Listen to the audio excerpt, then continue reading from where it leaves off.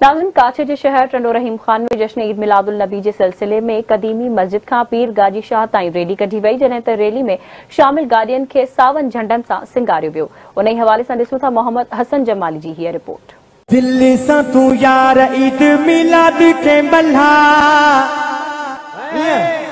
भाग थींदई भला तुंहिंजा भाग थींदई भला भाग थींदई भला तुंहिंजा भाग थींदई भला भाग थींदई भला तुंहिंजा भला भाग थींदई भला तुंहिंजा भाग थींदई भला। काछे जे शहर टंडो रहीम खान में 12 रबीउल अव्वल जश्न ईद मिलादुन नबी सल्लल्लाहु अलैहि वसल्लम जी विलादत जे सिलसिले में शानदार रैली कढी वई। रैली टंडो रहीम खान जे कदीमी जामिया मस्जिद खां पीर गाजी शाह ताईं कढी वई। सॼो काछो सरकार जी आमद मरहबा मरहबा या मुस्तफ़ा जे नारनि सां गूंजी पियो। वधीक शरीक आशिकान रसूल सल्लल्लाहु अलैहि वसल्लम आवाज़ टीवी न्यूज़ सां ॻाल्हाईंदे ॿुधायो, विलादत बा सआदत आका जी आमद ईद मिलाद नबी जे सिलसिले में रैलियूं ऐं जुलूस निकिरंदा आहिनि।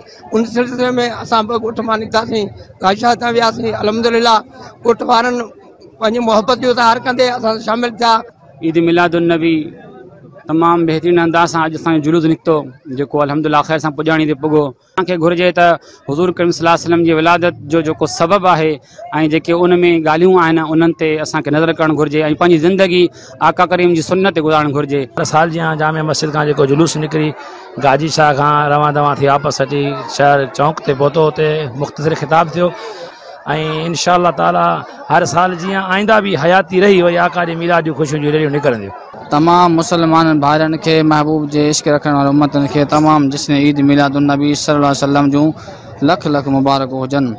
अल्हम्दुलिल्लाह असांजे लाइ ईद जश्न ईद मिलादुन नबी सल्लल्लाहु अलैहि वसल्लम हिकु तमामु ख़ुशी वारी ईद आहे ऐं तमामु जेके बि अल्लाह ताला जे तरफ़ां नेमतूं मिलियूं आहिनि सभु असांखे महबूब जे हिन जश्न ईद मिलादुन नबी सल्लल्लाहु अलैहि वसल्लम सदके मिलियूं। हिकु शरीक आशिकान रसूल ॿुधायो त ही 12 रबीउल अव्वल वारो ॾींहुं असां लाइ ईद वांगुरु ख़ुशी ऐं मुसरत भरियो ॾींहुं आहे। मोहम्मद हसन जमाली, आवाज़ टीवी न्यूज़, टंडो रहीम खान, काछो।